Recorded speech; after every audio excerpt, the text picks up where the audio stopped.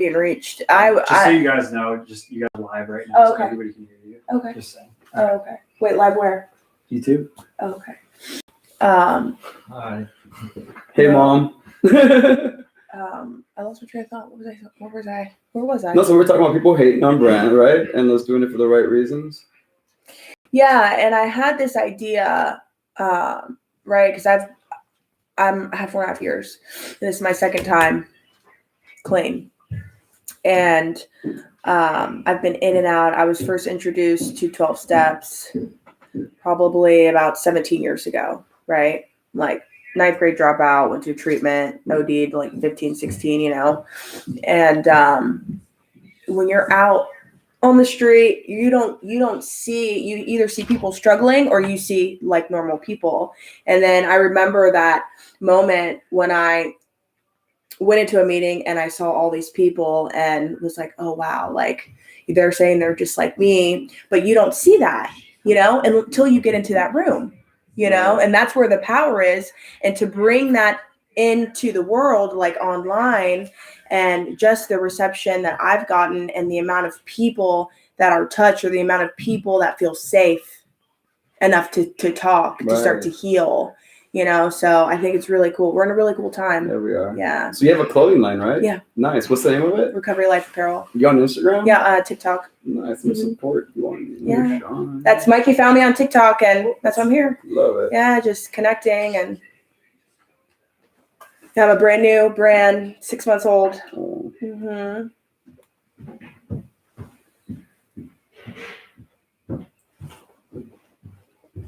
Yeah, I'm flying. I came here to do a drop and collab with creator, and leaving tonight.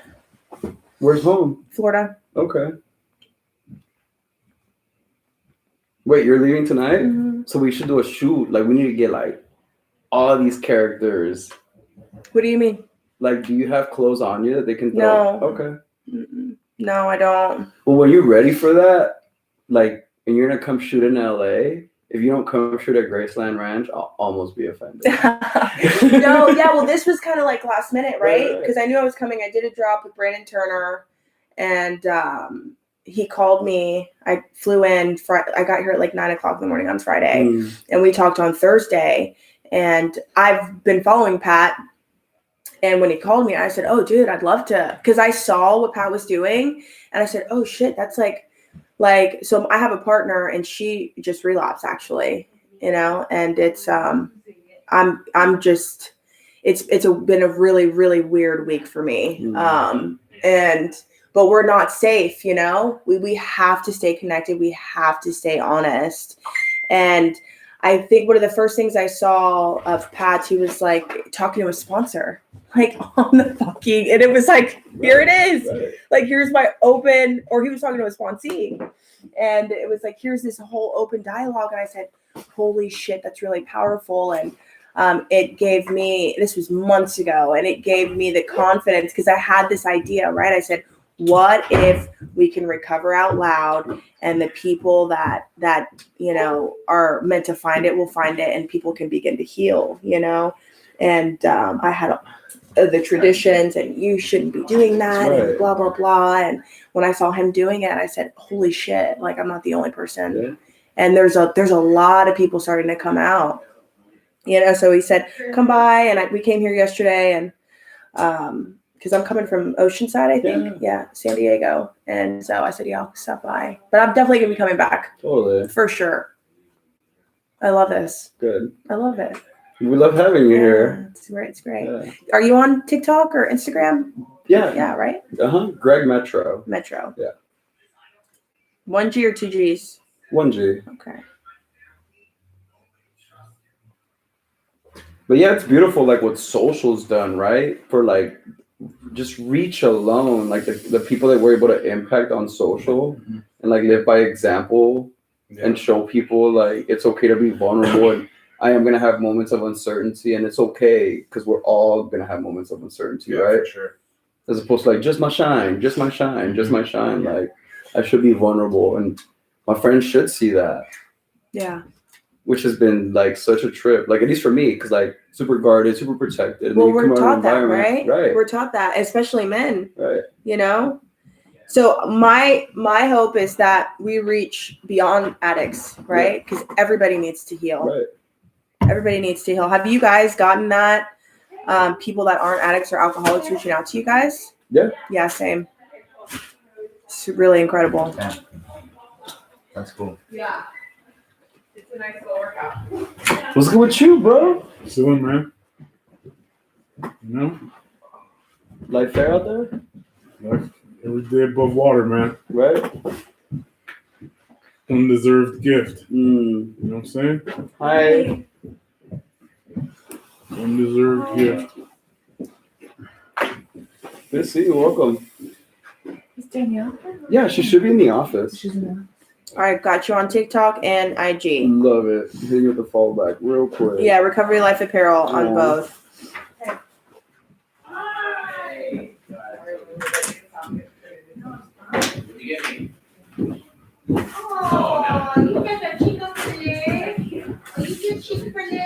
Are you podcasting yet? Because you got that Podcasting. voice for podcast. Like if you, I would tune into you weekly, bro. Really? There's an app called Anchor, and if you download Anchor, like I can literally podcast from my phone. I can talk into my Are you phone, to my serious? headset, and I can publish it. If I wanted to interview him on a podcast, I would just use Anchor and I'd call him, and it would record the call. I have to note that. I'm Tyler. Hit me up anytime, man. Right? Benny. Yeah. Shoot the Yes. shit. So yeah, this is the way we're gonna come in from now on. So that we don't have people who aren't living in the house walking through the house. Alright, cool. What's up?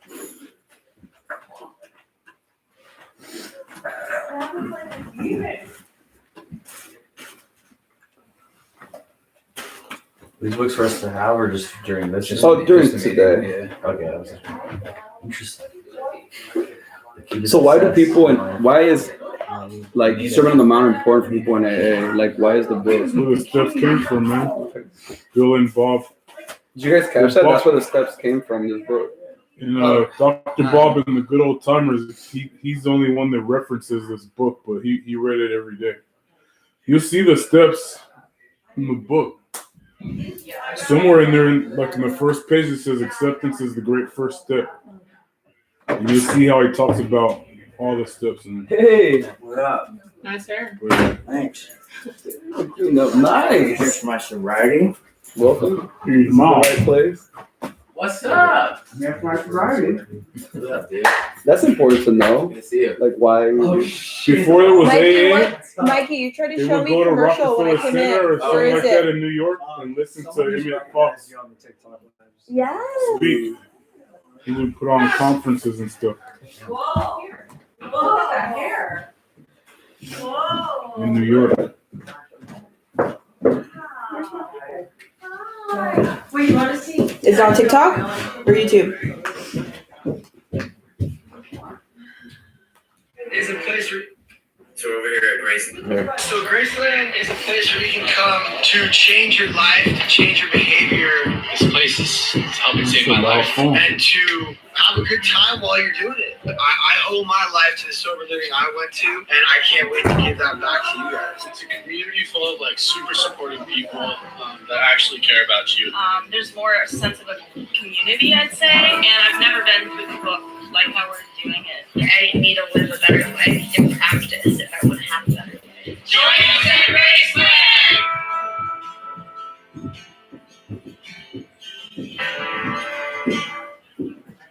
Mikey, I love it.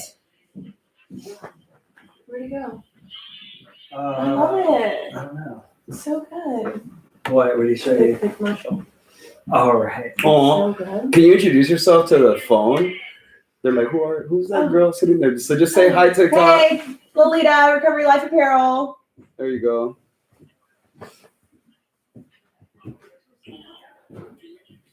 I love it. It's all right.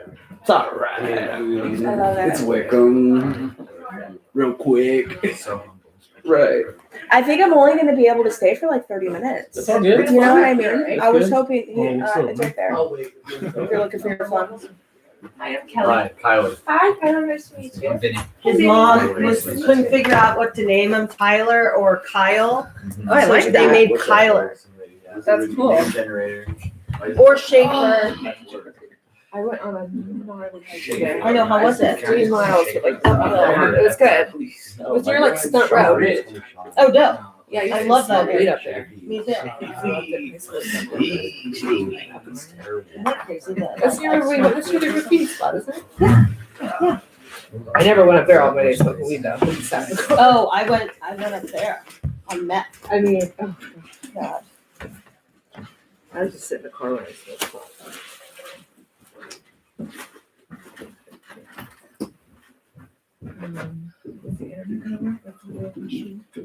Billy here? What is the blood question? He's our leader. He's our fearless leader. I don't get any. Everyone. Oh, you got it. Not All right, I'm right here, but I'm gonna go direct traffic upstairs. Okay. You know what? See, bro. Tell people to come into the side. Oh, okay. I'm coming with you. How's it? It's actually really solid. All right, great. Yes, sir. Yeah, I just had 3 years 2 days ago. Do I not look like it? Fuck yeah, Yeah. bro. He's like 4 months. Yes. Yeah. What's your name? Kyler. Kyler. I feel like I recognize you. He looks kind of like Keith. You remember Keith? You know, Oh, the yeah. Movie, Yeah, fucking yeah, Crazy Keith. Yeah. Crazy Keith. Yeah. It's weird. He I said thought that it's like sometimes. it's kind of like you're underwater with a clown suit on. He was just describing what it was like to drink lean. We're trying to make this movie, and Oh yeah. he's kind of crazy. Yeah. Hey, I appreciate you having us. Dude, thanks for coming. Where do you live? Well, I lived in LA for like almost 4 years, and then the whole time I was here, I was in a sober living. And then Really? and Which then one? I designed for recovery down in Mar Vista. Is it like structured? Super structured. Wow. And then they hired me, and then I was the program director for like the last year. We're going over personal business sheets right now. Yeah. Yeah. And then Wow. And then I decided to pack up all my shit, and I've been on the road for like the past 2.5 months. And then I have no place to go yet. I'm looking to buy some property in Texas. are you like Yo. around? Are you gonna be here? I leave at 4 a.m. tomorrow for what? to go back to Texas to look at more property. Okay. Wow. Yeah. Well, if you're around, Are you in the Mustang?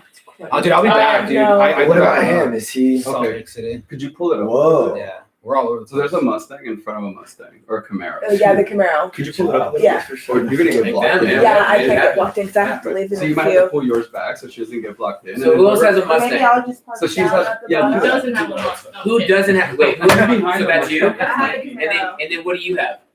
I'm way at the bottom of the hill. Man. But are you behind? Are you like up the hill behind? I'm on the street. Moving. Already know. Where's my phone? My feet, Oh, yeah, they're yeah. Is it called what's it called? Because my sponsor in Florida has that. Oh, I have no idea. My old sponsor. Yeah. Daniela. She had to recover everything and she lives in Florida, so recovered clothing line. Derek, Yeah. am I allowed to move all my stuff down to Dude, the it was garage? charging, So it's now not it's in the like- room anymore, or does that wait till after the meeting? Are we masking up? You guys are going to be. All right, big. We got big moments. We got Skinny Vinny here. Dude, what up, man? 4 years. Yeah. Oh, I 3 hope I'm not years. outing you. No, I don't care. No, it's super public. Yeah, but we're not anonymous. Yeah, and I like that. Yeah. And Kyler Vic. Kyler Vic. 4 Yeah. months. Welcome to 1 the month. Good work. welcome to the meeting. Yeah, thanks for almost saving my seat, bro. Monday, 7:30. Yeah, so, thanks for I having me. did. Yeah, hopefully our leader Billy is not going to be late. Gangsters or what?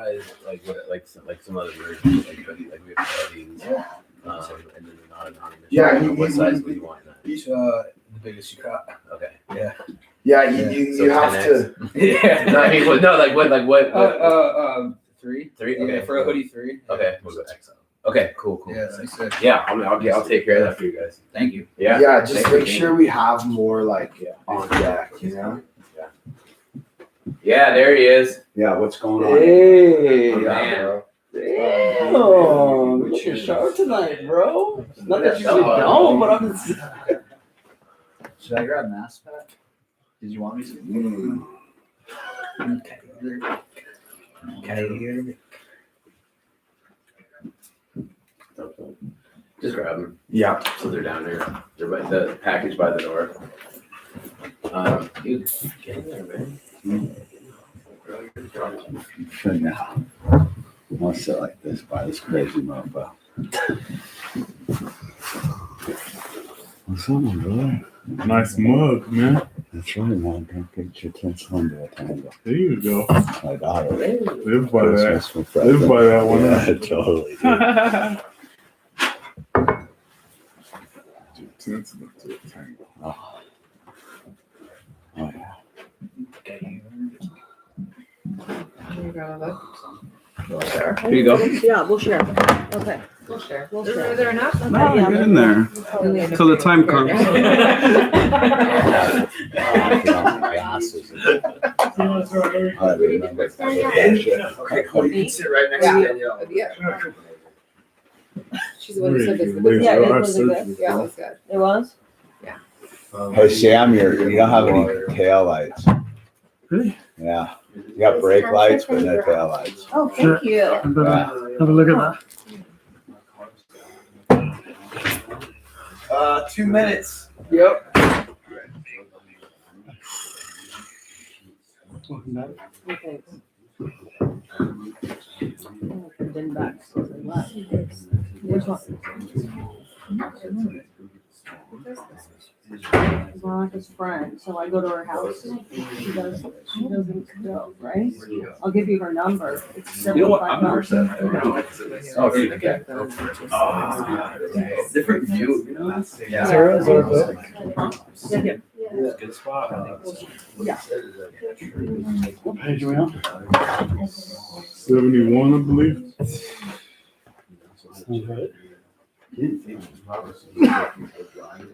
So wait, what was your name? So Vinny has 3 years, what, yesterday, 2 days ago? Yeah. Congratulations. Thank you. Happy birthday.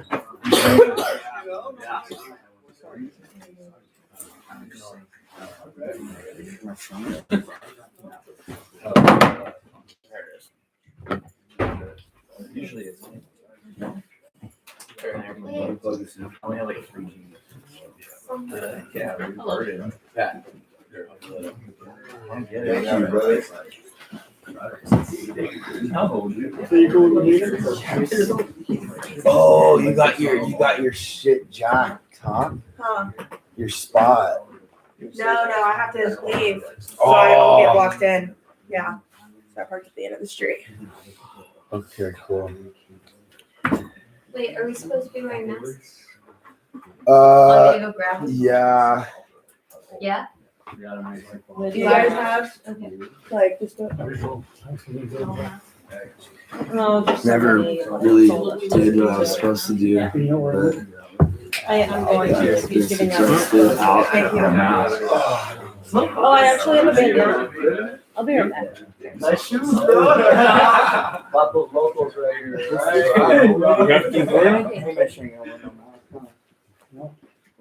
Dude, I was gonna go. I'm vaccinated. I mean, I just want to make them available, and we're taking the necessary steps to be COVID safe. Yeah, of course. Yeah, I know, I see. Oh, I have this. Shaper. Shaper! No, no. Shaper! Who's gonna know me by this fake name? I It's not know. even real.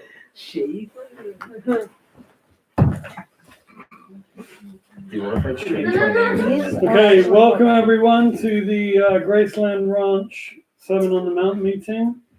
My name's Sam, I'm an alcoholic. The format of the meeting is that the person to my left will read a paragraph from the book as far as we left it off last week. We're currently on page 71, those who wish to find the page. And then that person will share for up to 4 minutes on their relationship to the reading. Anyone else who wants to chime in once they're done can do so on topic, or if you have a burning issue pressing, please feel free to share that as well. Shares will be timed at 4 minutes with a warning after the first 2 minutes. And we start the meeting with a 4-minute meditation. But before that, we have a birthday in the room. 3 years for, tell me your name again. Vinny. Vinny. Yeah. Skinny Vinny. Hey. Yeah, bro. Congratulations. Thank you. Oh gosh, it's your tattoo. Oh my God. Okay, show me your knee tattoo of the skull with the. Oh my god. Yo, get out of my whole back. Oh, sick. Yeah. Hell yeah. And she's not, you know. It's been an ongoing. I'll tell you later. Yeah. Here you go. So just quickly, as per the format of the meeting, we ask everyone to limit themselves to 5. It's a kind of an open discussion, so we ask you to limit your shares to 5 per meeting, but really rather than counting them, just try not to dominate the discussion. So can I have someone to volunteer at a time for the meeting, please? Okay. Danielle, thank you. Yeah.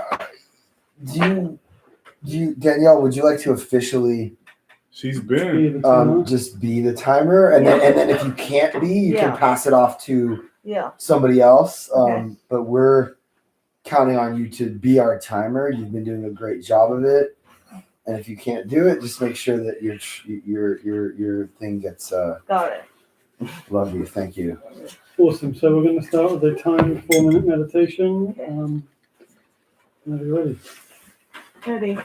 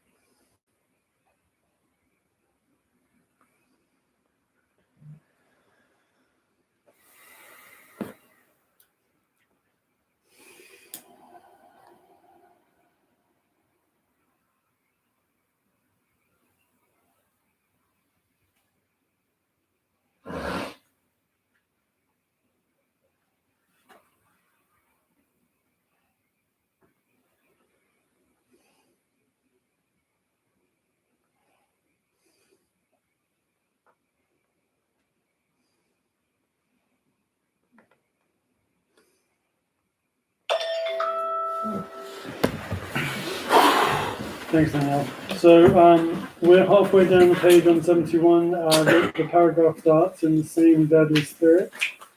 Do you want to start, Pat?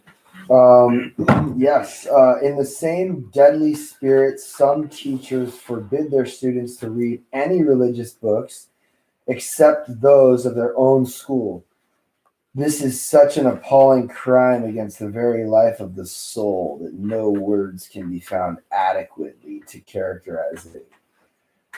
Wow, it's intense. We should recap.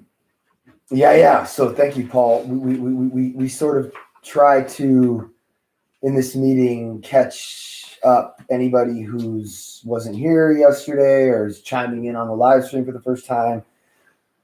So just real quick, this is a sermon that Jesus did, and this is Emmett Fox breaking that sermon down so we can understand it. And I always kind of like to mention that AA started with the Oxford group, which is a Christian organization, and then it turned into AA, and this is, to some degree, this is, these are kind of the beatitudes behind the steps and the principles that we abide by in AA. But I think that this book is titled "The Key to Success in Life," which is our inner life, which has nothing to do with our outer life. Although at times it would seem that monetary things are going to make us happy. The truth is that they won't, and this book helps us remember that. I don't know, Paul, do you want to kind of touch a little bit on like what specifically we were talking about last week? Well, according to the paragraph you just read, the past 2 weeks we've been reading about not taking vows or committing to a certain way of being spiritually, religiously, whatever. The sentence we read last week that we were kind of on and dwelling upon was where he gives you kind of a command. It says you must always be perfectly free at any moment to conduct the affair of your soul as the action of divine wisdom may lead you, to pray or not to pray in this way or that way, and for this or that purpose, to read or not to read any book, to attend or not to attend any church or meeting as you may feel led. And I kind of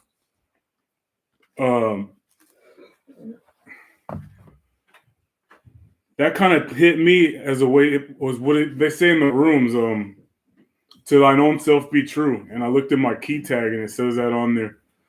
You got to be true to yourself, or else it's not going to make any sense to you, or you're not going to be able to do anything or move forward. That's the same thing with taking vows. If you take a vow and you're limited as to what you can do, it's going to stop you from receiving spiritual enlightenment in any other direction had you taken that vow and went a certain way. It's important to be true to yourself. It reminds me of the set-aside prayer. God, help me forget everything I think and know about this book, about this process, and about you, God. And it reminds me also just to keep an open mind and an open heart. Yeah. So I just read in the same deadly spirit, right? That's what I just read. Yeah. So this paragraph is talking about how if you're part of a religious organization that's telling you not to read any other spiritual or religious books, that's like not chill. And I fuck with that because I get a lot out of the Sermon on the Mount. I get a lot out of New Pair of Glasses. I get a lot out of Four Agreements. I get a lot out of the Bible. I get a lot out of just, principles of Buddhism. I mean, let's not throw the baby out with the bathwater. Let's take all the good and like leave the stuff that doesn't apply to us. I don't know, is that? Yeah. So now, if anyone else wants to share on that, you got 5.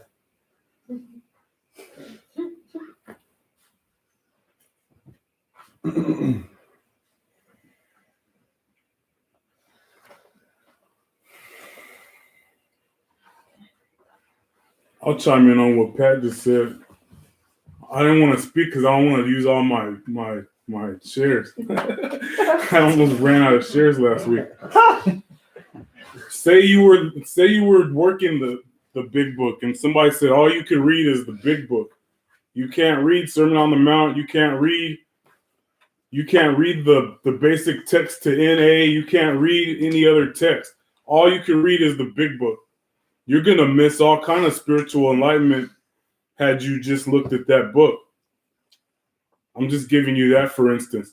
I was gonna say this last week. I'll give an even easier example. Say you're an MMA fighter, and you go in the ring and all you know is karate, and you go up against somebody that knows jiu-jitsu or floor game, and you try to fight him just knowing karate, you're gonna get your fucking ass whooped. You better know jiu-jitsu, Muay Thai, karate, any kind of way to protect yourself. You're gonna get your ass whipped in the octagon. This is spiritual MMA right here, pretty much. And I'm done. That's right. You know, protect yourself at all costs. What do you think, Billy? I think it's funny, spiritual MMA. And it is. Gus, alcoholic. Gus? I mean, protect yourself at all costs. That's kind of been like this past week. It's probably been like one of the toughest weeks of my life. Like my disease showed up like with a fucking shotgun, literally, like shoot program.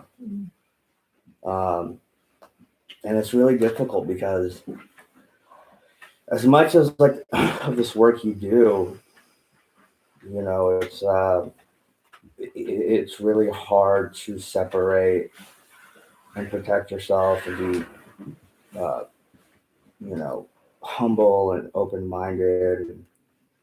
You know, it's just one of those things where it's like, are you a pushover or are you not? Are you a doormat or are you kind? You know? And like today I was like shaking. Like I went to my vape store, which is like right next to my house, like the liquor store. I'm sober like 14, 15 months, and like I stopped at the vape shop and like I saw the liquor store and I was like staring at it for half an hour. And like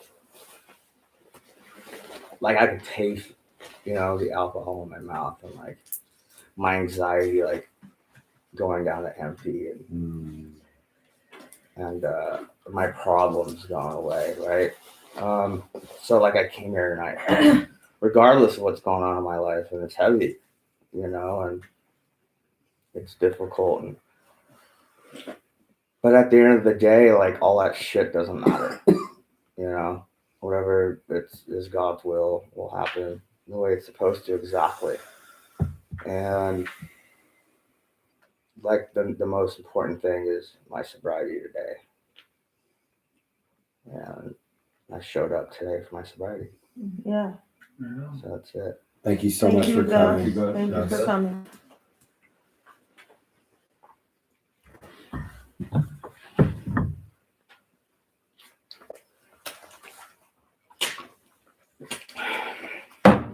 Sorry to fucking sound in the mood, but Not even. That's Not what even, this is bro. for, bro. Yeah, we need that. I'm glad you shared. Yeah. Pat said when we were doing in the meeting at his house that he wants us to be able to go deep and expose ourselves so we can get better. That's what this is for. It's a spiritual MMA. You're gonna get hurt, but you're gonna rise out of that. Is that 2? For Paul? I think it's like 4. Billy, come Hey, on. I go for the Step throat up. when I do speak, so. Yeah. You guys know the rule. You gotta raise your hand and all that stuff, or you get tased. All right, so that's 2. We're raising our hands. Anyone else want to share? Sam, alcoholic. Sam. Couple things. I feel like this chapter and what we just read, the thing that sort of jumps out to me is that like any doctrine or set of rules that's been written is written by the person that wrote it. So it's by its nature human. and so therefore kind of limited and fallible. Without wishing, I mean, I backed myself into a corner of just basically repeating what's been said, but I think the point is that, like, you know, the moment you consider any one thing to be complete, you've blocked yourself off from all other possibility. And like, if you know, I consider this book to be divinely inspired, the same as the big book, but it's still man-made, and so like, if you know, it can't all be in these 200 pages. Like, there's everything else, and so and I say that really outside of really what we're reading. That like, any time I've decided, I'm blocked off from all possibility. Anytime I decide an outcome is what I need, or a you know, an idea is complete, or that I'm right about anything, I've immediately shut myself off from learning. And for me, like, the definition of spiritual awakening is just coming to the realization that in any situation I might not be right, and not that I'm wrong, because I might be right about everything I can see, but I might also not be able to see everything. And so, like, considering the possibility that I might not be right is kind of how I try and go through life, because I used to just live on the basis of, like, I'm right and I've decided and I know, and as a result I just lived in a fight with the world. And to come around to full circle about this being spiritual MMA, it was described to me by a sponsor once that this is about going from Kung Fu to Tai Chi. Like, it's not about being on the attack all the time. It's about being flexible and rolling with it so that you don't get hurt. You know, the other way around is, it is painful. So that's what I got. Thank you. Thanks, Sam. Vinny, alcoholic addict. Vinny. I don't have much to share about what we just read, but since we're getting vulnerable right now, and I haven't gotten vulnerable in a fucking long time, the past like 3-4 weeks have been pretty fucking hard for me, and this is really the first time in my life that I have no structure, no accountability. I've just been institutionalized and homeless for the last like 15 years, just in and out of programs. And all of a sudden I'm just out on my own with just taking on so much. And I just feel like super overwhelmed at times, super stressed out. And alcohol is not even my get down. I'm like a heroin addict, but I just like really wanted to drink the other day. And I think I told you. Yeah. And like, my whole support network is here in LA, and I've just been all over the country for the past 2 months now, just by myself. So I just like being alone, just stewing in my fucking head constantly. It was super hard, and I mean, I'm really grateful that I got through it. And coming back here to celebrate 3 years and being around my support network, all my friends, all the people I film with, it was like a huge fucking weight lifted off my shoulders. And I believe, since getting sober, I believe like things happen for a fucking reason, you know? And me being here tonight, it's not a fucking coincidence whatsoever. You know, like, I needed something like this. The first in-person meet I went to in 8 months happened the other day. And when I took the cake, and it was just like weight lifted off me, because I had the people around me to like, people that are just like me, you know? So thank you. Thank you. Thanks for coming, bro. Thanks for sharing.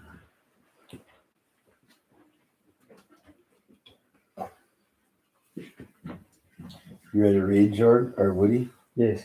Unless anyone else wants to share on this last paragraph. Go ahead, brother.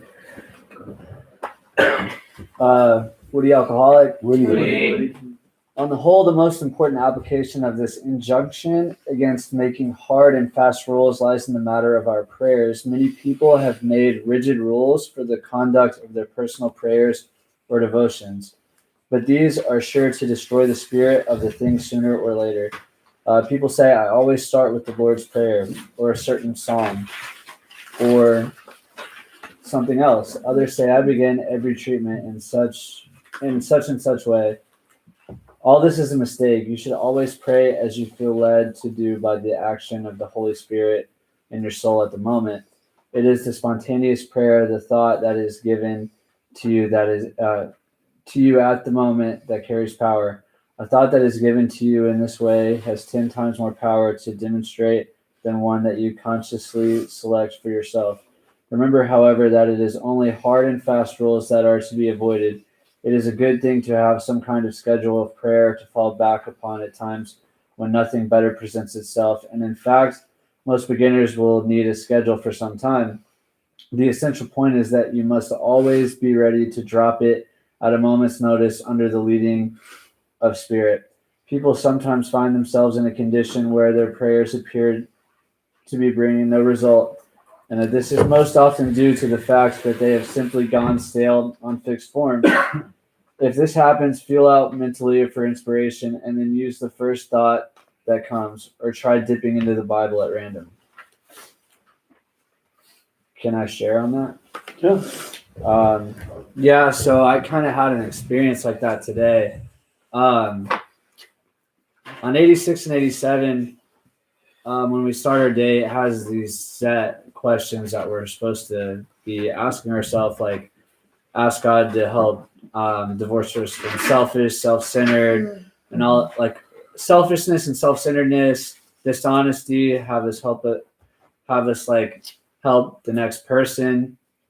And I was going over that this like at like 10 in my head, and I like tried to pray to God, and I was like, this sounds so whack. And then I was like, you know what, screw that. I was like, God, will you just help me get out of my own fucking way today? You know what I mean? Will you just like help me not get resentful, not do this, not do that? Will you just help me stay close to you, and whatever direction you guide me today, will you just help me not like go against the grain? And I was like, also, however you want me to be, just let me be like that and help the clients that I'm supposed to help. I just tried to like cut through the bullshit of this like set script that I've been giving myself. And yeah, there's probably a lot more cuss words in there, and I was just like trying to connect, and it helped. You know what I mean? It wasn't like a set thing where I just didn't feel scripted. It wasn't like, God help divorce me from selfishness. Like when I say God help divorce me from selfishness, like my brain doesn't even correlate what my selfishness is.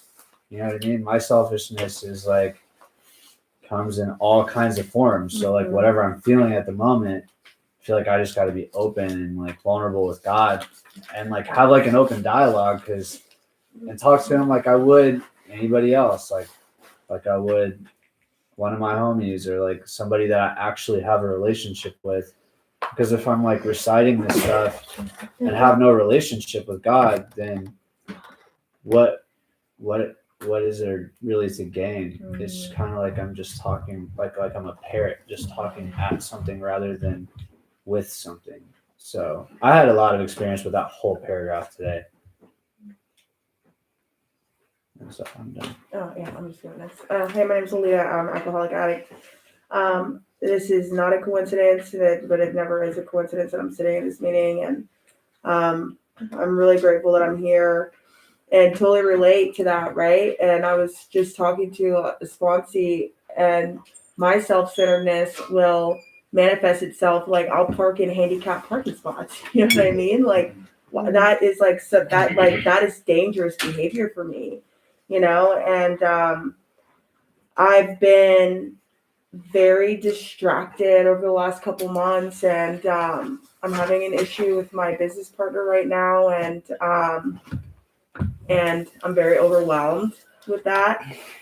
And I don't like the unknown. I'm like a control freak, and it's very challenging for me sometimes to like even have awareness that I'm trying to control a situation, you know. And being in business for myself now in my second business, and it's a brand new territory for me, and it's terrifying. You know, it's very terrifying. And I came here and I feel like God is just like I got this cold, I have to like stop. Like I had this idea of like the content I wanted to drop and like how things were going to go and just the expectations that I placed on an outcome, and getting attached to something that I have no fucking control over, and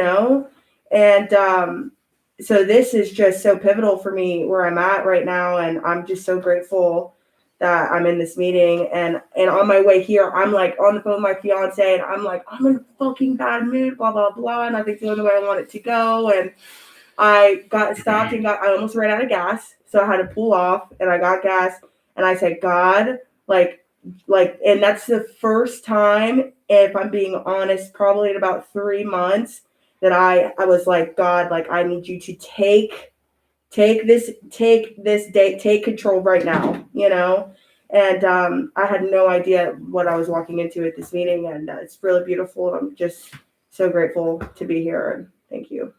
Thank you. We're grateful to have you. Yeah. Thanks for coming.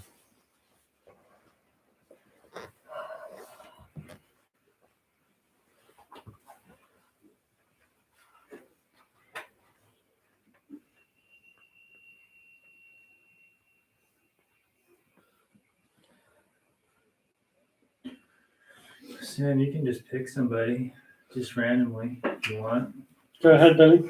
There you go. The section further teaches us that we must not undertake. Well, no, it's in the first sharing. No. Oh. If you don't want to, you don't have to. No, I don't want to. I want to hear you. Me?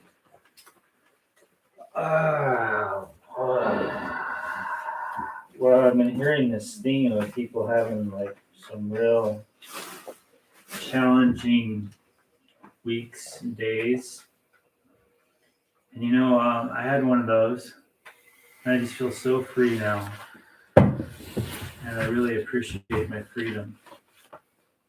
And I just gotta say that God, as I understand him, has like in the 11th hour saved my ass maybe 10 or 12 times, like from serious trouble, because I forget that I'm a nut. And if you give me a gun and ammo, I'm gonna get in trouble. And I got reminded, and just really grateful. I'm grateful to be here. Of course, I want to try to control everything, but Sam's the co-secretary, and I'm grateful for him showing up because I was late. As far as the reading goes, I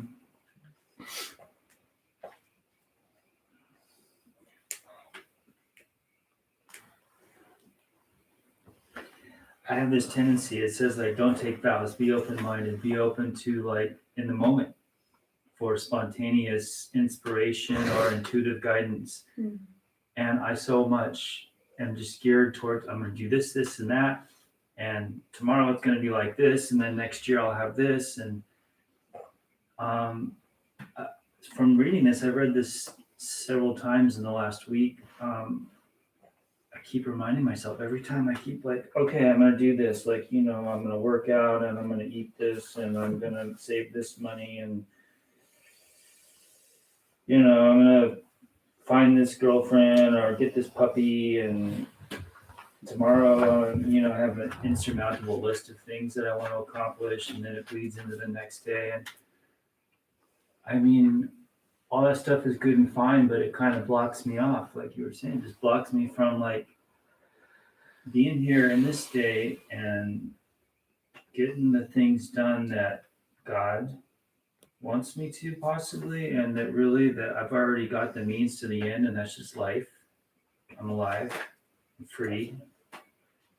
And there's really, I don't need to be in anxiety and tripping on anything, because when I do, for one, it makes my goals further away, and two, I just don't enjoy life. And my priority is to enjoy life and have peace. I learned that in AA a long time ago, that my major objective is peace of mind, and it's more valuable than whatever I think the next shiny thing is who I should be or whatever. So thank you. Thank you. Thanks, Willie. Rudy, you want to share? Yeah, sure. This past week has been very interesting for me. And as much as I'd like to think that I know like what to do and how to conduct myself, it's been a very big week of surrender and learning for me and changing of my doctrine and my way of thinking. And if I wasn't open to that, then I wouldn't have had any growth this week. And it's amazing in this house and in this meeting and in the group of friends and the clients and everything, because I'm seeing a lot of growth with everyone for surrendering and accepting change. Because in reality, I think we're all realizing that we don't have control over anything.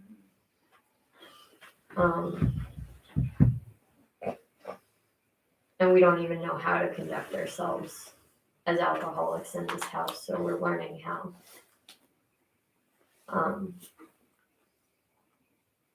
That's it. Thanks, Rudy. Thank you, Rudy. You like to share? Yes. Schaefer. No. No. That's not my name, and I'm good. Like to share? Me? Yeah, Kelly Alcoholic. Kelly. I'm really glad you guys are here. First of all, and also that you're here too. I've only been coming a couple weeks, but it's a very a much needed setting. And part of why I like this meeting is because there is a level of freedom around how we, recover. It's not, it's our way or the highway, which is a lot of what the reading has been about. And for me, the more you try to constrain me, the more I want to rebel.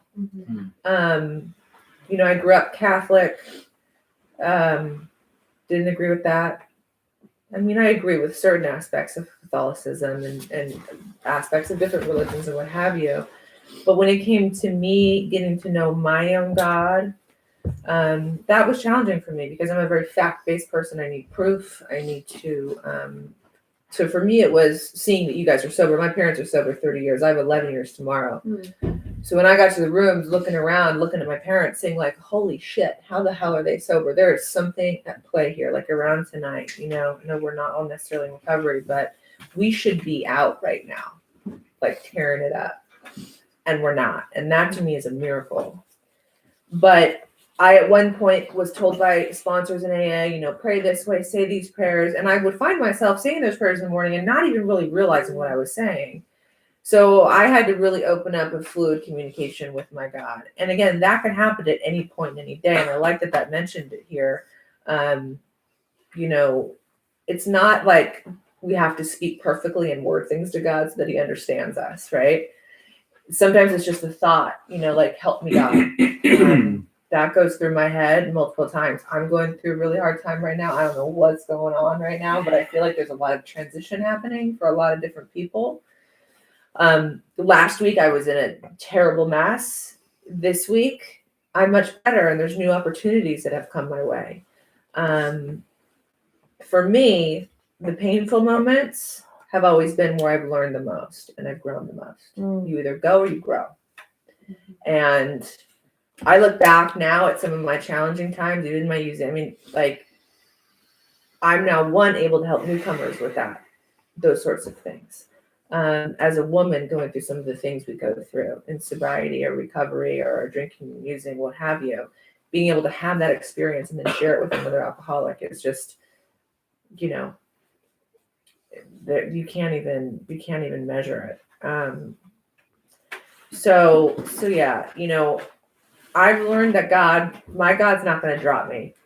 It might feel like he is sometimes. I'm like, really? but he's got me even when times are tough. You know, just because we get sober, I think that we think sometimes, well, where's mine, right? I pray, I do this, I don't drink or use drugs, I don't fucking smoke cigarettes anymore. What the hell more do you want from me? But it's not about punishment. And I think that sometimes, I know for me at least, it was like this pity party. It doesn't have to be like that. You know, there's a lesson to be learned at the end of the day. That's it. Thank you, Kelly. Want to read a bit more? I'm gonna have to use number 3, man. You know, Uh-oh. this is the lifeline on the Who Wants to Be a Millionaire. I'm gonna sound like a broken record, but when I was new and going to meetings, even when I wasn't new and going to meetings, they say you might hear the message the millionth time it's said. That's why we say the same thing. We used to say that in prime time. It's a hard message to hear. It's an even harder message to do. And I'm gonna go off of what Woody he was reading. He said he was reading off of 86, where it tells you what to do. 85 and 86. After that, on awakening paragraph, it says, and this is what it's talking about. In thinking about our day, we may face indecision. We may not be able to determine which course to take. Here we ask God for inspiration, an intuitive thought or decision. We relax and take it easy. We don't struggle. We are often surprised how the right answers come after we have tried this for a while. And then this is my go-to. These are 11-step promises. And I'll read what I read last week because it comes from going with your heart. What used to be the hunch or the occasional inspiration gradually becomes a working part of the mind. Being still inexperienced and having just made conscious contact with God, it is not probable that we are going to be inspired at all times. We might pray for this presumption in all sorts. We might pay for this presumption in all sorts of absurd actions and ideas. Nevertheless, we find that our thinking will, as time passes, be more and more on the plane of inspiration. We come to rely upon it. So it tells you, it gives you that assurance that you're not going to be inspired at all times. You're not going to, even after going through what it says in the book, you might go into a mode where you don't know what to do during the day. And you did that meditation and prayer in the morning as the book. That's when you got to go with the gut and go with your heart and trust God. And you come to rely upon him as you see the power of this force, which is God, as you understand him. As you start to understand it more and more and more and see it work in your daily life, you come to rely upon it. That's what it says in the book, and that's what I know from my experience. That's all I got. Thank you. Thanks, Paul. Patrice. Patrice. Patrice. I'm an alcoholic. Yeah, I think this has been the hardest week of my life. And I've toured and done a bunch of stupid fucking shit. You know, I've done a lot of things. I've accomplished a lot of things, and I'm not saying that because it doesn't really matter. I'm saying that because I felt pressure and stress before in my life. And there's that thing about fucking Nipsey Hussle was saying it in that post. Who was I reading with? Yeah, I think he was talking to like Gary Vee. He's like, if you're not like feeling that shit, you're not moving towards the thing. You're trying to, when we're growing, like we're supposed, if we're feeling the pain and it means we're doing something right. It means we're, it's like that feeling before I go out on stage. It's like, I'm like shaking. What if the fucking power goes out or the Serato dies or the fucking, whatever, and then I get out there and I'm like doing it and I'm like fine. So this past week, the only moments of relief that I've had are when I was doing step work with people in the house. And then when I was watching Armageddon last night, because I was just escape. I was like watching this. I love to escape. And that's the cool thing about working with another alcoholic. It's not when it's like I'll call Michaelis and like he'll take me through the book, but I'm like still in my head. It's when I'm taking someone else through the book. I'm showing them. I'm trying to teach them. I'm not like taking credit for it because it's not me. I'm just like in the moment with them, and it's like that's the relief. That's the only relief I've gotten. So I don't know. I just want to keep doing step work. It just sounds fucking. It sounds whatever, dude. But it's like in my 15 years of being sober, I've what's that? Well, sorry, you have 2 more minutes. All right. I don't know if I can use those 2 minutes. Yeah. I've had like different phases of recovery. I hit a bottom in 5 years, lost some shit, let go, found prime time. Now here we are. It's been another 5 years. Or wait, I don't know. I've just it's like this, but like going up and down, and it's like always highs, lows. Everything's always changing. I'm needing to be open to like a new experience, and my God is growing and changing, and I'm learning and losing and growing and experiencing light. It's just like all this stuff, but I'm just so grateful that I found yet a new thing, which it's funny that it took me 15 years to really start going through the book. I don't know if this is appropriate for this meeting, but I don't really give a fuck. I'm going into the big book of Alcoholics Anonymous in a more specific, acute way, underlining, highlighting, and I'm being taught. It's a basic text. It's meant to be taught, and I'm meant to teach it. And I'm doing that, and it's the best form of treatment that I've ever had. And I mean, what does this triangle stand for? You know, recovery, unity, service, mind, body, spirit. You need to be in the 164. I mean, look, if you're not an alcoholic, this isn't necessarily, I don't know, for you, but this is what I am an alcoholic, and I need to remember that if I'm not in the book with another alcoholic, I am not treating my disease. So I don't know. I'm really grateful for Michaelis.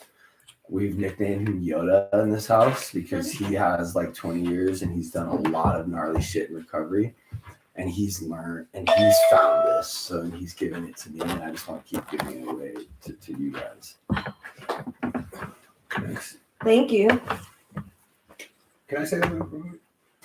Vinny, alcoholic addict. That's 2, right? Yeah. You got 5. Yeah. I got 5? Okay. I usually don't share this much. This is weird.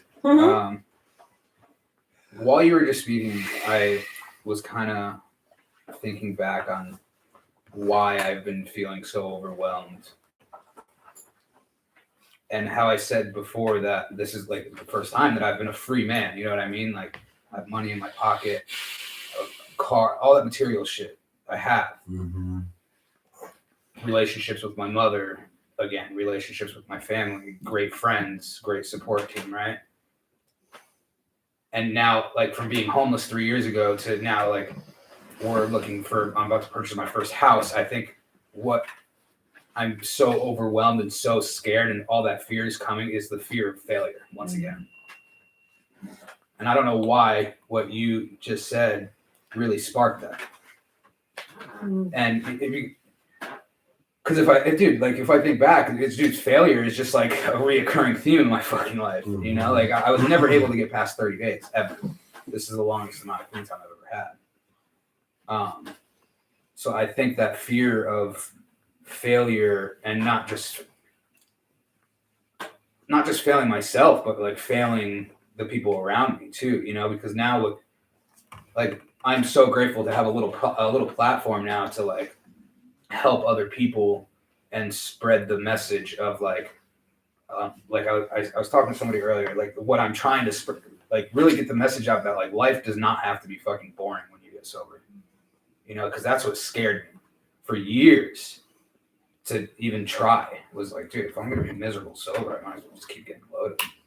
Like the fuck, you know. And I think just like with my story being so public, and it just like really scares me to just like fucking fail, and it's like fucking terrifying. It really is. So You have 2 more minutes. Yeah, no, I'll pretty much just end it right there. But thank you. I don't know what you said just sparked that. So thank you. Thanks, brother. Yeah. Thank you.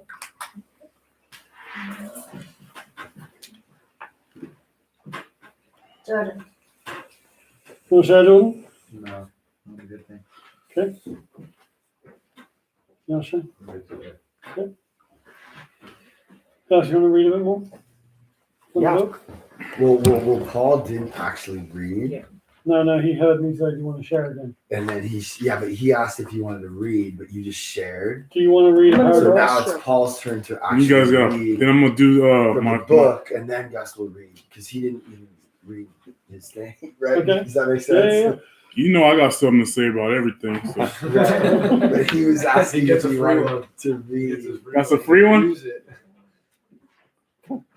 The section further teaches us that we must not undertake to bring about particular events or conditions or particular solutions to our problems. What is technically called outlining. When you find yourself in difficulties, you should pray for harmony and freedom and expect to get it. But you should not seek to select the exact arrangement that will come about or the course that things will take.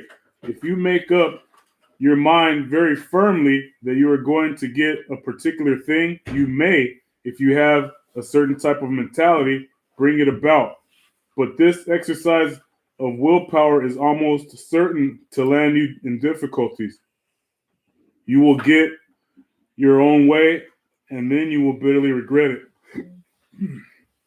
Free one.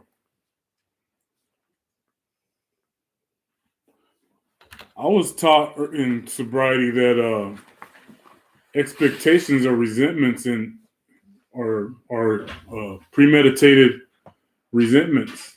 If you have an expectation, you're going to have a resentment when you don't get your way about it. That's what I see in this.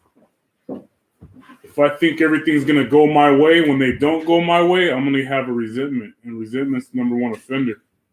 So it's warning you ahead of time not to think a certain way. It tells you here, it gives you a subtle command. We must not undertake to bring about particular events or conditions or particular solutions to our problems. What is technically called outlining. You try to outline your whole life. Somebody shared that earlier today. Was that you, Billy? That said that you see things a certain way. You see you something you said about in so many words, something like that. You can already see you're already like it says in the big book, the director of your own show. You see how it's gonna go. You already have it planned out in your own way how it's gonna go. And when it doesn't go your way, how was it say in the big book? The show doesn't come off your way, and everything's ends up all fucked up. Nothing goes right. If only you could set the lights and all that shit. It says in the big book. And I think this is kind of what it's talking about right here. Don't have a set way of thinking. Just don't expect anything. Be ready for anything. Life is in session. You never know what God has planned out for you in this moment. You try to take your own matters in hands, get a resentment, that might get you loaded. I know people who have gotten loaded in that respect. They think everything's gonna go their way. They think that God's just gonna strike you sober mentally. That's a fucked up concept of God. I don't have any expectations, and I've had to learn it myself. I've been homeless twice in sobriety. Things didn't go my way. I've had miracles and not thought shit about them. In my short time here, I just took 11 months last week. 11 months. Feels like 11 months. Keep yourself new. 11 years. You know? Keep yourself new. Keep yourself at that point where you can learn. Keep yourself in these books.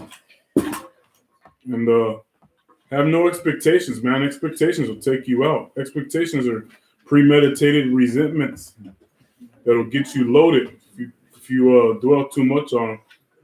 From my experience, I haven't gotten loaded over it, but I've seen it happen. You know, that's all I got. Thank you. Caleb, you got anything you want to share? Doesn't have to be about the reading. Okay. You want to share the news? Yeah, Danielle. Yeah, Oh. Danielle. All right, Danielle Alcohola. Danielle. I just got back from a very beautiful vacation, and it was nice to get away and be with someone who I love. And I saw her overdose, and to just basically see her transitioning has been an experience for me. You know, I saw her, I was giving her CPR when she was blue, had ambulance come, gave her Narcan, which brought her back. And now she was sober on the trip with me because I told her, if you're gonna, smoke weed, don't smoke weed around me. And she didn't smoke weed. And then we go to her parents' house after Sedona, and we drive to Phoenix. And her parents are prayer warriors, and they took us in a room and prayed over us. And it was the most beautiful experience. And just to see somebody who is literally on death's door, and to see her come back to life and not have these, to not be loaded is just such a blessing and a miracle. And that was just such a beautiful trip for me. And yeah, I just love prayer. And I don't really have anything else to say, but thank you. Thank you. So this is a trip, Greg. Greg. How it talks about when you find yourself in difficulties that I should pray for harmony and freedom. So historically, I prayed for like the solution, right? But this reassures me that the solution is not always up to me, but what's up to me is my harmony, my freedom, and my happiness. So it's nice to be reassured about that in here, right? That when I pray, I'm not praying for the outcome, but I'm praying for the freedom and the happiness. Yeah. Instead, that whatever the outcome is, I get in my life, whether I like the outcome or not, right? It's really reassuring. Thank you. Thank you, Greg. Where's Hamish? Did he leave? He wasn't here. Yes, he he was. Was here? He left in a tizzy. He left because of he doesn't want to wear a mask. I thought he was just gonna say. I said that. I told you. Wow. Oh, wow. Did you really leave because of that? Yeah, I triggered something. No. He's all about. He's not in all that conspiracy shit, I guess, or he's about that conspiracy shit. That sounds like it. Damn, I miss my brother. Are we online tonight? Do we have people joining us from outside? Does anyone know? Yeah, We sure do. So who mans that ship? Yeah. So we're on TikTok and YouTube right now, and they'll set questions aside for us towards the end. Yeah, I wondered if we had questions. I was going to set mine aside for that, but we can wait until Wickham comes back.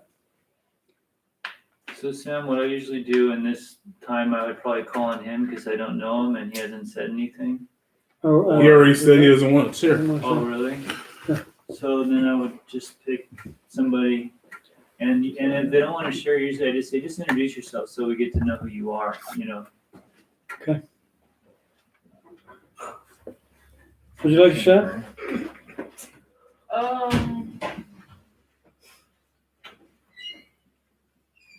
Not really, no. Okay. Sandra Cook though. Nice to meet you. Sandra. I'm not really sure what to say. That's okay. My name is Derek. I'm an alcoholic. Hey, Derek. This chapter stands out to me because, like, a lot of times I'll pray to my higher power, to my God, about something that I would like to happen in my life, and then I'll get it, but I won't like like the way I got it, if that makes any sense, you know? And I'll get all fucked up. So I need to just be open-minded to the idea that it's not always I'm not always running the show, and sometimes it's just gonna be different. Or, you know, God's the one in charge, so I need to stay open to that. That's all I got. Thank you, Derek. About like the expectations thing. I've experienced like a lot of anger and disappointment from having expectations of how I wanted things to go as far as like my sobriety. And I feel like, well, this is what I want it to look like. This is how I want to do it. This is what I want. And it never really turns out exactly how I imagine it in my head. Kind of piggybacking off of what Derek said. I'll like want something, but then I won't like how it happens. It's clear. Huh? Stickers. That's it. Thanks, Rudy.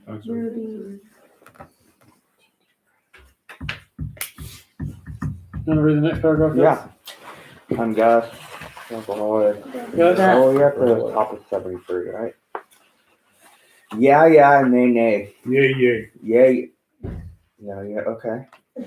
Yay, and nay. All right. Yay, and nay stand for what are called in scientific prayer the affirmation and the denial, respectively. These are the affirmation of truth and harmony on the omnipresence of God in reality, and the denial of any power and error and limitation. Should I just read that? Right? Because it's part of What's going into the next what we're talking about? He's gonna break down yay and nay and all that Should too. I just read that? Go ahead, bro. Yay, not Kanye. Ye. Ye have heard that it hath been said, an eye for an eye, a tooth for a tooth. But I say unto you, that ye resist not evil, but whosoever shall smite thee on the right cheek, turn to him the other also. And if any man will sue thee at the law, and take away thy coat, let him have thy cloak also. And whosoever shall compel thee to go a mile, go with twain. Give to him that asketh thee, and from him that would borrow of thee, turn not thou away. Can I read that really? So I think we should read the paragraph because that shit's kind of hard to understand. Right? So if we I read the first paragraph into that next one. Oh, okay.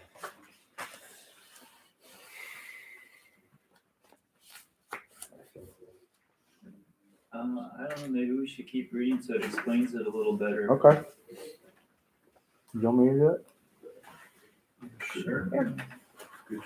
Jesus is the most revolutionary of all teachers. He turns the world upside down for those who accept his teaching.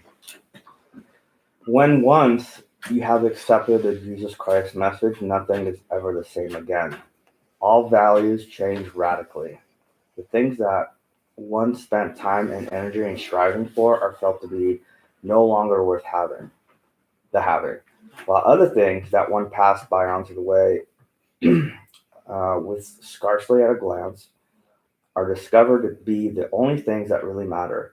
Compared with Jesus, all the so-called revolutionists, radicals, and reformers of history are now seen to have been merely scratching the surface, rearranging unimportant externals, whereas Jesus went down to the root of the things that attack that.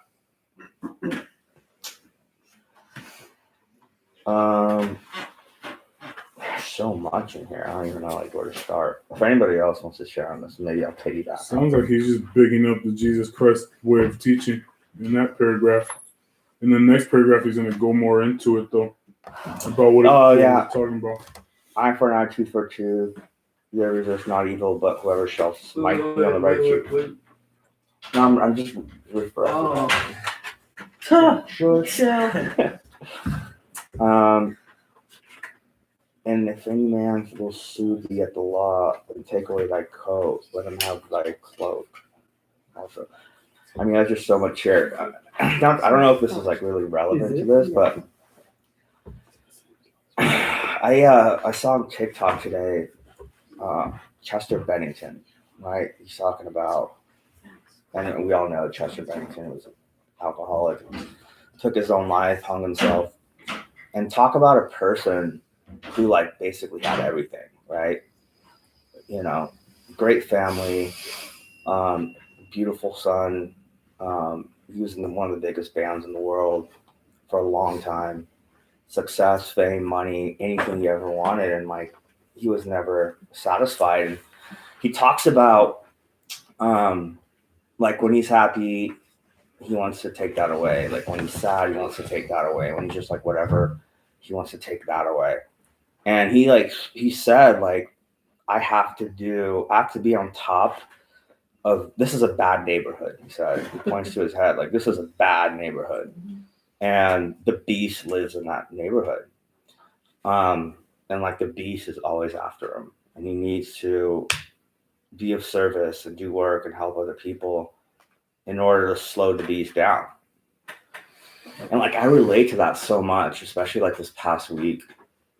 Like the beast has been after me all week. Like my default is to go negative and dark, right? Like I want war. I want to burn it the fuck down. I want like let's go. You know what I mean? Like fuck you. Like you know, I'll do what I fucking want and I'll come after you, whatever it is. And like that's a bad neighborhood for me. Like that's not going to give me ever any relief. It's not going to make it worse. And it's taken a lot of probably prayed this week more than my whole life. And it takes a lot of prayer, like real deep prayer, to like for the daily reprieve, you know.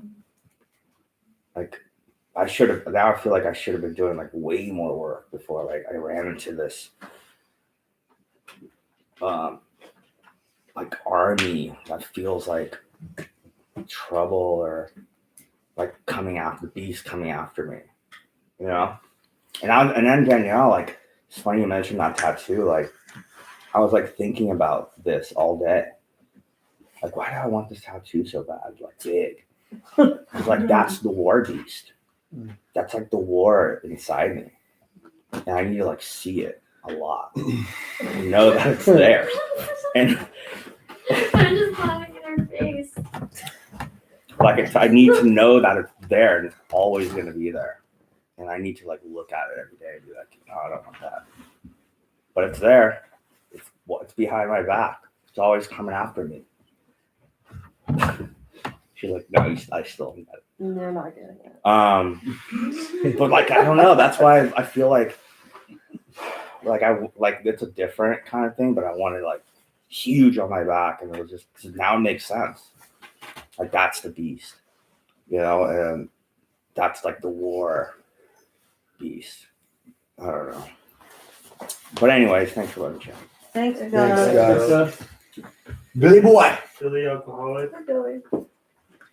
So I'm gonna piggyback off of you guys because, like I said, I had some shit go down, and the lessons that hurt really bad, maybe even scar you, are the lessons that are like worth having, because if it wasn't painful and life-threatening, I may not learn the lesson. In fact, I won't.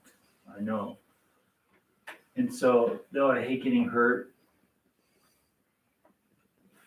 I have learned to appreciate the outcomes of the physical and emotional and, you know, traumas. I mean, I'm not really happy they happen, but they make you a better person. Anyway, I'm seeing you loosen up and stuff, and I thank God just now. I just said thank you, God, because I can see you are in the war machine. You know, like it reminds me of Danzig, War with All Planets. Yeah. You I feel like Glenn, man. And yeah, I mean, I have a beast too.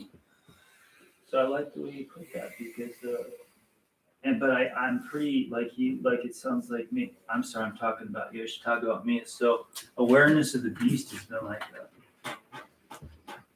it's been kind of really revolutionary in my own life because I'm like, oh, there's a beast, you know, and am I gonna like tear my whole life apart, or am I gonna go to God? And it's a hard decision sometimes. Yeah. I don't know why. I mean, why would I want to tear my life apart? But I guess I really like what it says in here that all values change radically. The things that once spent time and energy in striving for are felt to be no longer worth having, and while other things that one passed by on the way with scarcely a glance are discovered to be the only things that really matter. You know, and I don't know if, you know, I've experienced or anyone in this room has experienced like surrender at that level where your heartbeat and your breath are really what's important and everything else is just fleeting bullshit.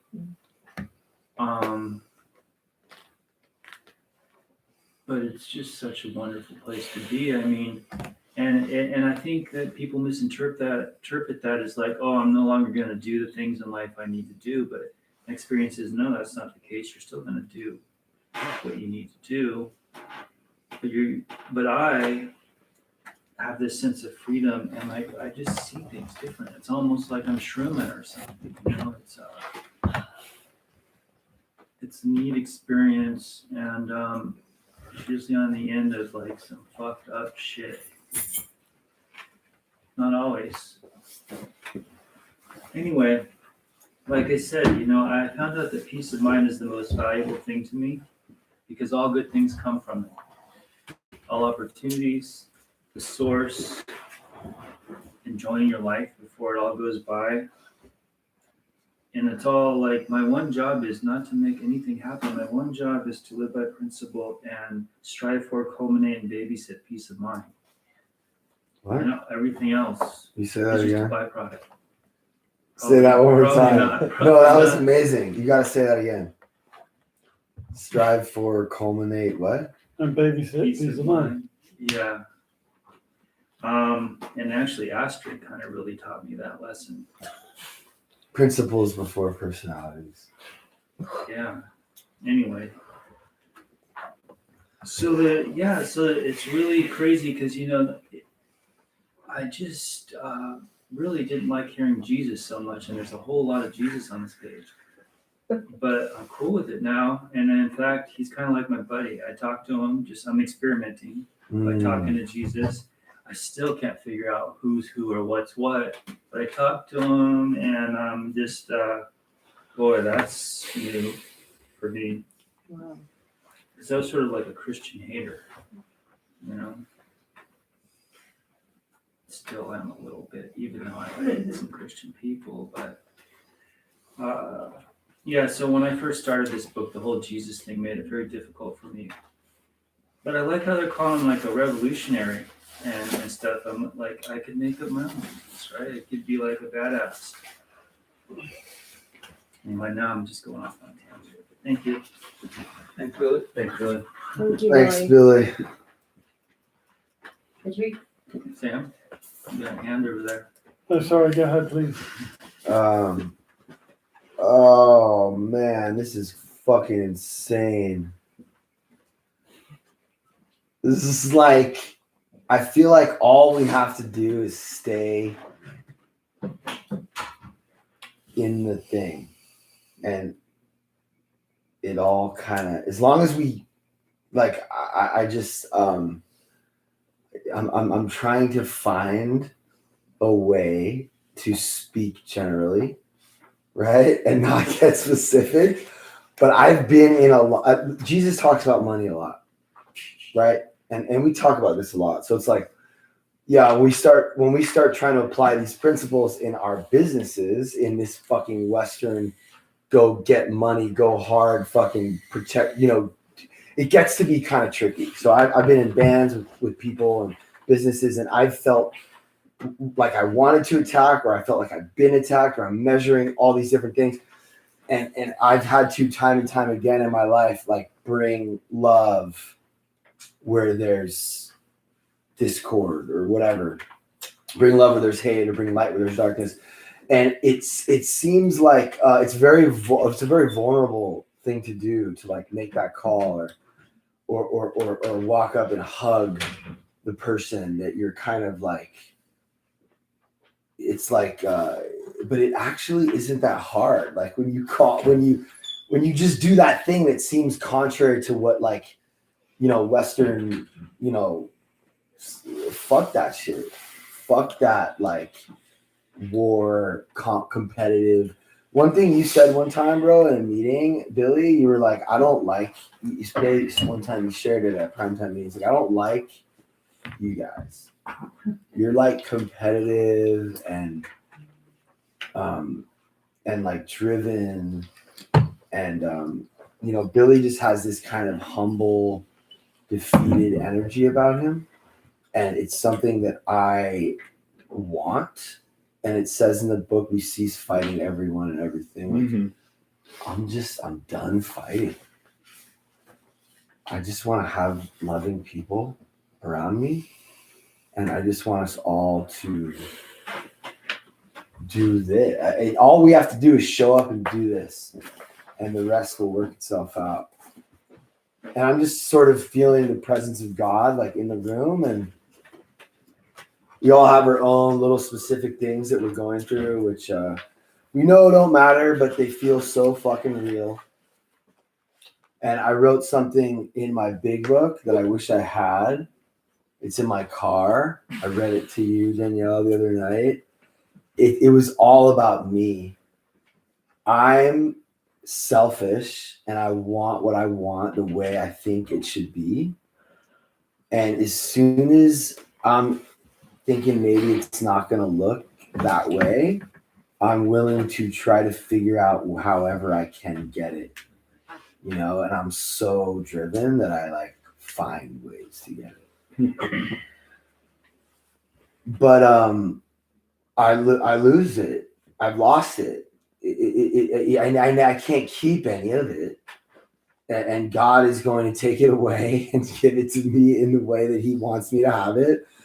And I just wish I didn't have to be in so much pain when it was happening. And that's why we're doing this. And yeah, I don't fucking even know. If I'm ever in any pain, it's only because of me. That's it.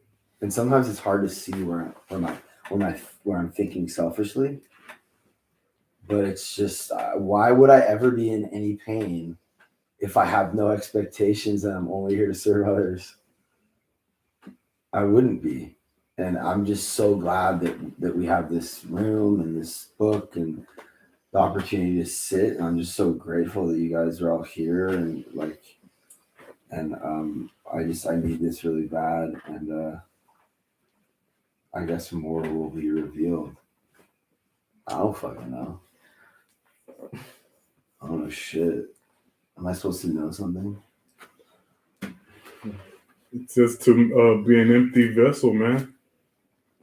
Once you take all the layers off of the onion, what do you got? Nothing. Keep yourself new, bro. What time is it? 8:47.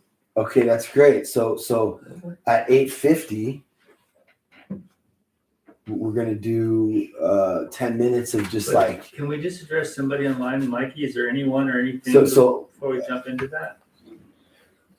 Yeah, Mikey, you can check that. But I want to do 10 minutes at the end of every meeting where we can just kind of have like a free open conversation. Let me get 3 minutes on the book, though. My fourth share. Okay. I love how it makes Jesus just a man with a message. The same way I was attracted to the AA message of Bill and Bob, the same way I was attracted to Primetime, the message of Bob Anderson, the same way I'm attracted to Malcolm X or Bob Marley, just men with messages. It says here, when once you have accepted the Jesus Christ message, it doesn't say to become a Christian or any kind of religious person. Nothing is ever the same again. All values change radically. Just this message. And I'm going to go back to page 3. So people online or people here that think that this is some religious thing or a Christianity thing, it's not. Jesus was just a man with a message, and he died for that message. The first thing that we have to read, this is page 3 of this book, What Did Jesus Teach? The first thing that we have to realize is a fact of fundamental importance because it means breaking away from all the ordinary prepositions of orthodoxy. The plain fact is that Jesus taught no theology whatever. His teaching is entirely spiritual and metaphysical. Historically, Christianity, unfortunately, has largely concerned itself with the theological and doctrinal questions which, strange to say, have no part whatever in the gospel teaching. It will startle many good people to learn that all the doctrines and theologies of the churches are human inventions built up by their authors out of their own mentalities and foisted upon the Bible from the outside. But such is the case.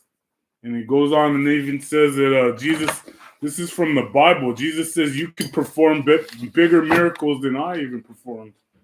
He said that in the Bible, and it's in this book again. That trips me out. What does he mean by that? You're doing it right now. You're his sponsor. You're performing miracles. You're helping him stay alive. Bigger than Jesus? Bigger than Jesus. Well, Jesus could put an ear after it got cut off. Do you believe that? You know, Billy can. Yeah, I do. You do. If you go that deep, maybe you can too. Yeah, maybe, Danielle. If you practice that deep. Walk on water. That's something that we were talking about when we were at Pat's house. We were talking about him helping people in that sense. We were talking about going in the well and putting on making a tourniquet and all that stuff, and how he performed magic. You can perform. You want to go that deep metaphysically and mystically, you probably can. Turn water into wine or something. Use alchemy and all that stuff. It's out there if you want to start performing magic. How deep can your mind go? Paul's taking it. If you see it like that, you have to believe it. Though. Yeah, you have to believe that's the it. thing is that we're humans, and it's hard to believe that we can do something like that. Yeah, see, I can't. I'm not in that mindset. I just can't. Well, but you can. How could we be? It's like defying metaphysics. I appreciate the people that are though. There are people that believe it. They said he spoke in parables, though. If you look at everything as a parable, and you read it metaphysically, it all makes sense that way too. That's how I look at it. Yeah, I definitely doing things that used to baffle me. Sure. Yeah. Right. That's where even just this past 2 weeks, I've never been able to deal with so many things that are unfinished. Putting the whole house together and the structure and people, it's like I'm just like, and it just all just kind of fits the way it's supposed to on God's time, and it's like, miracle. What if it was like this? What if it was like the butterfly effect? Like we're performing miracles right now with our thoughts and our words, but we don't see the outcome. But the whole world is changing and unfolding as we go. And, it is. Yeah. Like we're unaware. I believe that.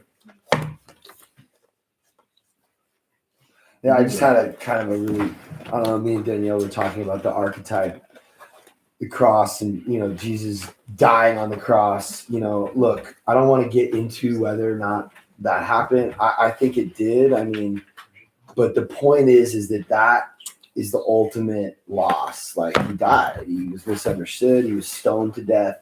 And while he was on the cross, losing his life and everything, he was like, I forgive you guys. You don't know what you're doing. And then through that loss came all this other amazing stuff. And it just, I don't know, it just reminded me of this learning to lose thing that we're doing. Cause like when my friend wrote that song and he died of cancer, I was like, oh, cool. I'm going to honor him. And it's a cool phrase. Fuck the winners. Like, I just want to be a gentleman loser in the gutter and punk rock type shit. But as I'm growing and learning, like, about what you said about fear of failure, like, imagine if we weren't afraid to fail. Imagine if we embraced loss as an opportunity to learn and grow. So I don't know. If I have an open mind, I can see that symbol and I can go like, oh, wow, like that's like could be the North Star for mankind as far as like ultimate forgiveness and sacrifice and like loss.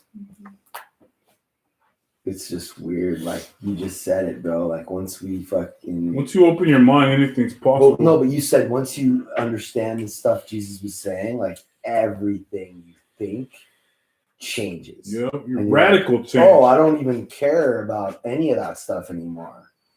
How can I just be the blessing? Yeah.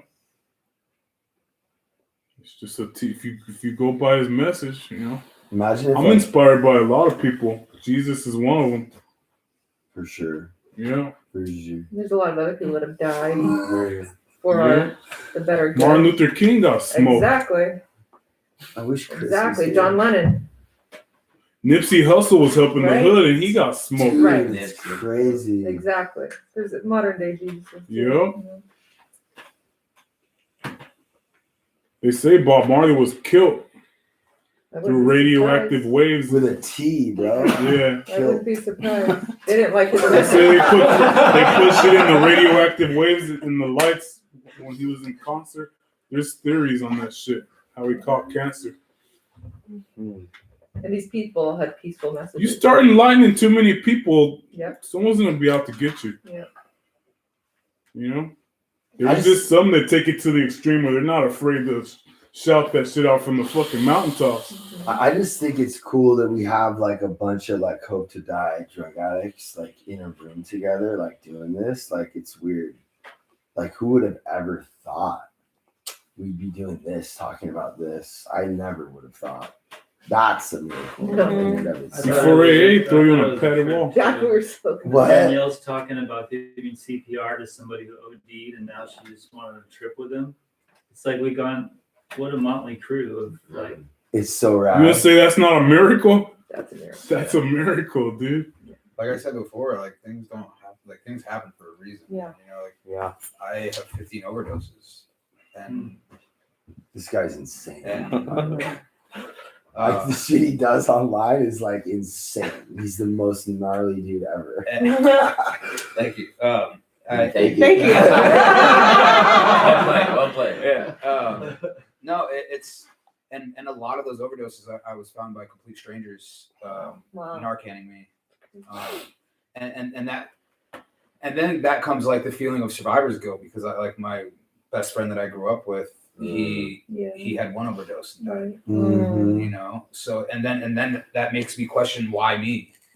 Like why do I deserve these fucking blessings that I'm getting today? You got purpose, bro. My ego thinks it's so that you can join our cause. But that's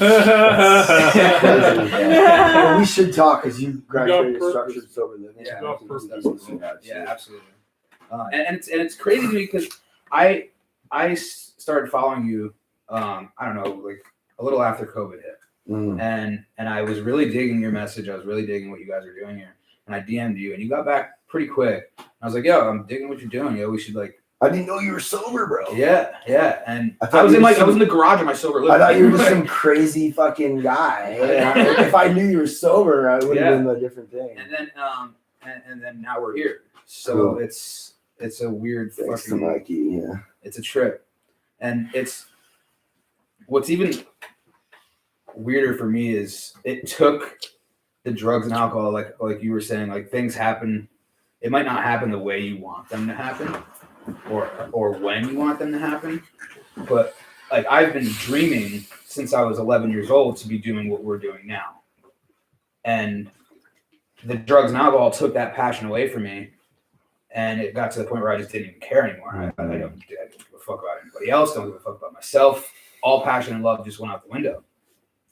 Sleeping in porta potties in the snow, you know, like, and it took me flying to LA because somebody offered me a plane ticket to come out here to get sober. But the sick part about it is, oh, it's easier to be homeless in California.